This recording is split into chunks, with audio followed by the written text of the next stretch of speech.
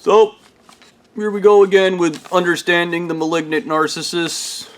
Please refer to the other videos for this A Beautiful Psychology, the superior one, emotionally stunted. Yeah. These people that have this church believe having the brain of a 2-year-old makes you superior. So, I wanted to touch on Stu, and we know from he doesn't believe a damn word of his own religion. Malignant narcissists only care about themselves. In fact, if you're going to manipulate them, make sure the manipulation is just self-interest. If you can get them to do anything as long as they believe they're winning. And I want to talk about how they often lose but believe they're winning because they don't have introspective. But the first thing I want to talk about briefly is they only care about their emotions. And how do they devalue your emotions? I don't know every malignant narcissist, but I know the ones that the church will tell you, my emotions come from a higher being. And what does that do? That means his emotions are way more important than your emotions. Yeah. Now, equally, everybody's, I don't really care about my emotions, so I tend to be pretty cold to other people and their emotions. I don't really give a shit. But, and I'd imagine that probably triggers a lot of the malignant narcissists at the church when I go, I don't care, princess. I've already explained why I don't care about emotions, but, I believe all evil people are emotional people, by the way. Yeah.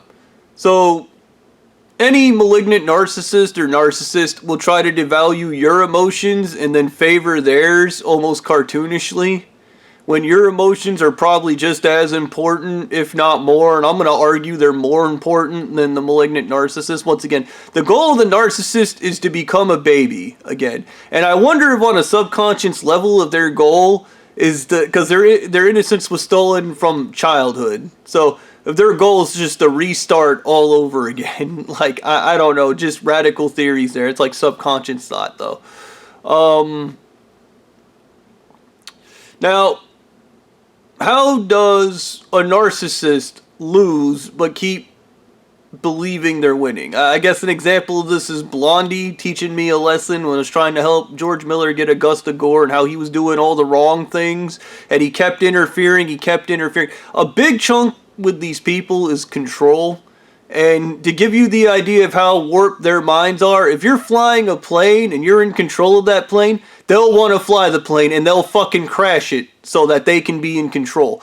And while everybody's screaming going down, it hits, everybody's burning alive, they'll go, oh, that was a close one. I was almost not in control. And you're looking around watching everybody die and they're like, oh, God. Oh, that was horrible. Oh, I was raped as a kid. But it was because of my religion, and I spread my religion to other people so that they can get raped, so they understand my pain, instead of getting mental help, like an intelligent being. So, the best story I can think of that explains this in totality is definitely my father, who's definitely a narcissist. Keep in mind, I am not a professional, and these are technically an opinion, I guess. But if I'm pretty sure if you had a professional diagnose these people, it would come back malignant narcissist. Now, my father, who's a narcissist, beat and assaulted my mother, threatened to kill her, ran her out of his life. And this whole thing is kind of funny because he always goes on about Kenny Rogers chicken. Everybody was eating delicious Kenny Rogers and I couldn't afford it. Here's the truth. Everybody at my dad's work was a bachelor, didn't have 3 kids and a wife to take care of. So they had extra money to eat out and they got to eat Kenny Rogers' shitty rotisserie chicken. And my dad was jealous because that's the core emotion of a narcissist. They don't want anybody to know, but they are the most jealous, insecure people on the planet. They hide it behind charisma. Or in my dad's case, stupidity. He hides it behind being a dumbass. So, My mother told me and my sister and brother we're going on a permanent vacation. We went to shithole Georgia, where I got to meet all these wonderful white supremacists who beat and assaulted me my entire life. And while my life's going to shit, my dad calls and he's like, I go to Burger King every day and I eat a Whopper and I get the big gulp Whopper, big gulp Whopper. I get to eat out every day, son. And I bought a new car. Tell your mommy I eat out every day and I got a nice car. I'm sticking it to that bitch. And I'm like, okay, Dad, I'll tell Mom. And I tell my mom, and she's like, okay, we got other things to worry about than whatever your dad's doing. And I was like, okay. And every time I talk to my dad, he does the same thing. Until one summer I come down like 2005, and he's like, son, you need to think about this. Your mommy was with me, and I was broke. I couldn't afford a new car. And I couldn't afford to eat out every day.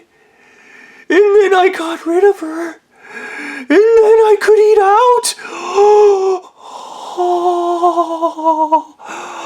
out. Dad, you had to take care of 3 kids and a wife. That's got to be pretty expensive. It's not! That bitch was stealing my money. I'm the victim. Victim. And every narcissist is the victim. When you only care about yourself, you're the victim in everything. They could beat a baby to death, look you in the face and go, I'm the victim because I don't belong in jail because I committed an atrocity.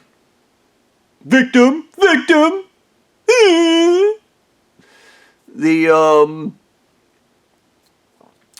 So, my father famously fucking tells me, and Dad, that's not how that works. I have to pay child support. There, you see, I pay child support, and I get to eat out and buy new cars, and I eats out every day, and Dad, child support isn't equivalent to the amount of money, and we get into it, so he shows me a bill from like 1991 or 1990, that was like the house, and he's talking about how he made like $30K a year or some shit. So I start breaking down the math, and I get into buying clothing, video games, my brother's karate lessons. You had to pay for lunch back in the day. It was $1.50. He had 3 kids. So what's that like fucking, fuck me, like $5 or $6 for fucking lunch? Not to mention sometimes we wanted ice cream from the ice cream truck that went down the road. Cable was another thing. And I start running down the grocery bill, all the groceries that had to be purchased and how much each kid had to eat. Kids are a financial sinkhole. Okay, their first part of their lives, they shit themselves pee and they're little assholes. They are not a great financial decision. Okay, if you're trying to be financially successful, having a kid is the opposite of what's going to be financially successful for you. It's going to be miserable. And my dad created 3 of us because he's an idiot. So, yep, effective reality. Reality is as it feels, not what it is. Son, that makes no sense. All that money, all those things you said makes no sense. That bitch was stealing my money. I'm the victim. I wanted to eat out every day. I wanted to eat burgers. 10 years later, my dad gives me the call, and he's like, ring, ring, ring. Son, I got pre-diabetes. Your mommy poisoned me. She poisoned me. My mom hadn't seen him in 10 years. Poisoned, tricked, victim, poisoned, tricked, victim. And I was, Dad, I think you're diabetic because you've just been eating Whoppers and drinking big gulp sodas every day. Hey, no. I got it from your mommy. She poisoned me. Victim. I can't be the victim. Son, you need to understand I can't be the victim. If I'm not blaming somebody, I have to blame somebody to be victim. And victim is hero. Dad, shut up. You're an idiot.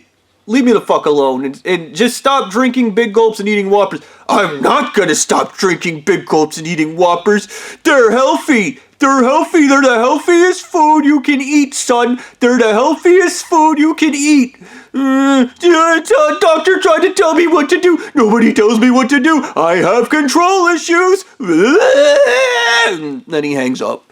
It's just great. That retard. Somebody let be an adult and have kids. And inevitably, my dad got diabetes, and he still goes on to this day that he was poisoned when he was just stuffing his face with fast food, being a fat fuck and just being gross. Then he met my worthless stepmom, told him that this bitch was stealing money from him, and then she started stealing money from him. Yeah, to the tune of $3,000 a month. She takes $3,000 from this idiot a month. And he's such a fucking loser. And on some level, my dad knows he's a loser because he'll never leave this woman. But, yeah. And in my dad's brain, he's still winning. He's fat, obese, stuffing himself with food every night, and he's got the trinkets and nice things. Malignant narcissists, emotionally stunted people are often materialistic, and it's because material things can't hurt you. People can. They're emotional. When you only care about your emotions, when people hurt them, it's the worst because you can't process them, so you hate people and you want stuff and things because you don't have to worry about stuff and things hurting your emotions. Which is how a 2-year-old thinks. And that's how my dad thinks. And this is how I know it's emotionally stunted and not emotionally immature, because my dad has never matured a day in his fucking life. The day his father hung himself, he got traumatized and was permanently stuck at being a child, and he will never grow up. And he's made the wrong decision every day of his life. If you had a door labeled the right and wrong decision, he would run for the wrong decision every fucking time. Now, in his brain, he's winning. He's got all the monies, he's got all the foods and all the diabetes he can guzzle. He feels good. At one point he was on Valium, and Valium made him feel amazing because everything is how you feel, not what it is. And then Obama passed laws and he got off the Valium, and he couldn't pop Valium anymore.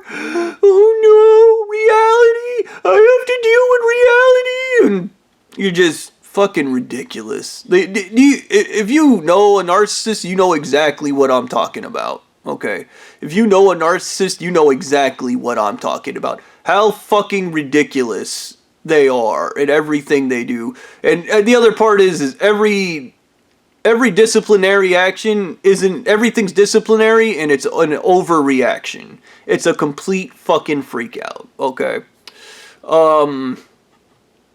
This man, baby, this is the closest to introspective I've ever witnessed this guy have. Okay? About a year ago, he was like, son, I was eating big gulps and Whoppers, your mommy was gone, I stuck it to that bitch, and you and your sister got abused, it's horrible, it's horrible. And this is the thing, disingenuine behavior. They do not feel guilt or remorse. My father does not care that I was beaten, molested. He does not care my sister was beaten, molested. He does not care. Okay, he does not have guilt or remorse. He is a lizard. He does that to virtue signal because he needs you to like him. Once again, these creatures are always chasing unconditional love. In their brains, kindness, love, and kindness is love to them, and that's unconditional. Like, your kindness is a form of love, and they want it infinitely, but they also want to treat you like shit because they need to know it's unconditional. So this is where their chaotic retardation comes from. They can't just be good people. Once again, that shit with Augusta Gore. If I had wished for George Miller to get Augusta Gore back, they would have did something fucked up, like cut off her legs and arms or chopped her head off and sent it to George Miller and then been like, he got his daughter! Yeah! Fuck you! Why am I such a piece of shit? I don't have a mental disorder! Nobody diagnoses me! Like, okay. Great. But like, anywho. Yeah.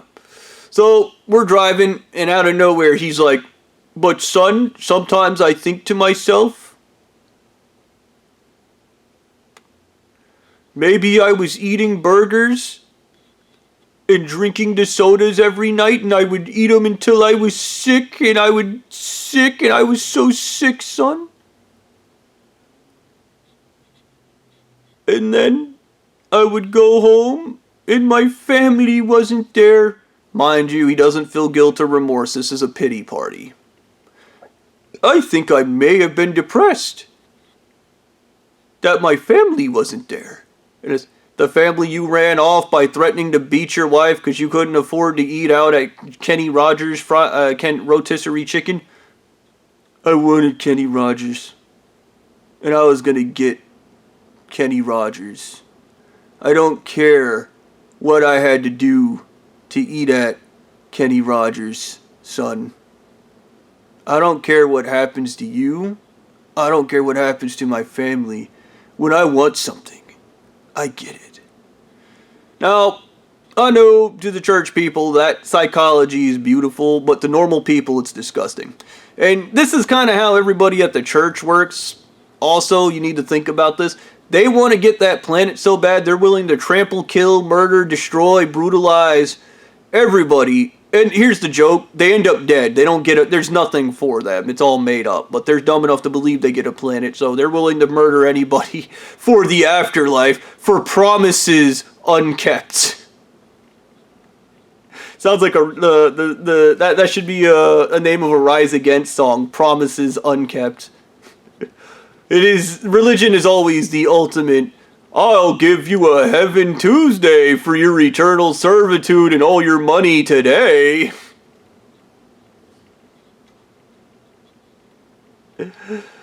Yeah. So, that is my story. And my father arguably ruined everybody's life, but you don't see me going victim, victim, victim. I'm telling the story. Okay? This is just me telling the story.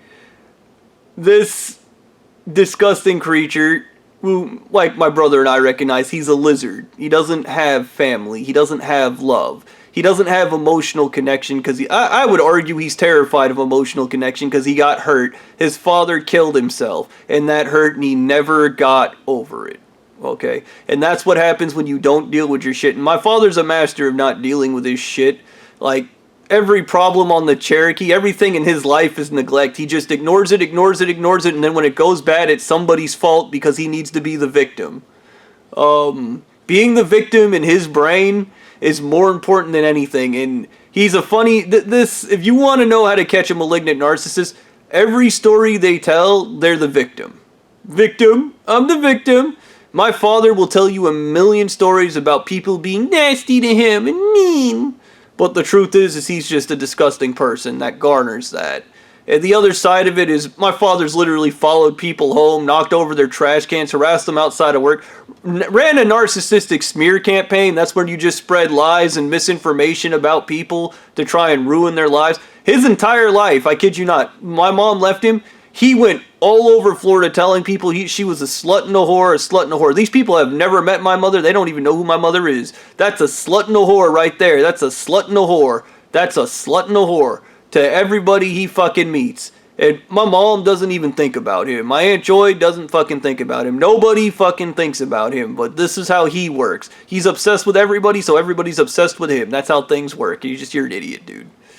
So I guess... in the ending part of this, I'm just going to give some relatively good advice that seemingly helped me. Narcissists want to cuck you with their shit. Stu, the church leaders, they're always going to try to cuck you with their shit, okay? Because they're not going to deal with it, and that's the end game. The antisocial personality, the lies upon lies, manipulations upon manipulations. They themselves are victims of their own manipulation because they can perform massive, crazy mental gymnastics. But here's how you do. You go, I am not responsible for your emotions. Stu has to kill every girlfriend. He's the victim. The church is the victim. I am not responsible for your actions. Believe it or not, if you do meet Jesus one day, he's going to look you dead in the face and go, you murdered that woman. And you're going to go, the church told me to. And Jesus is going to go, straight to hell. Not a conversation, not a debate. He's not gonna let you fucking, I'm gonna manipulate and lie my way into heaven. Really? Go ahead. I'm omnipotent. I already know what you're gonna say. And I already know what you're thinking. What's your plan? Oh wait! I already know it! You're going straight to hell! That's what happens when you're a dumbass. Once again, I hope this video helped you guys.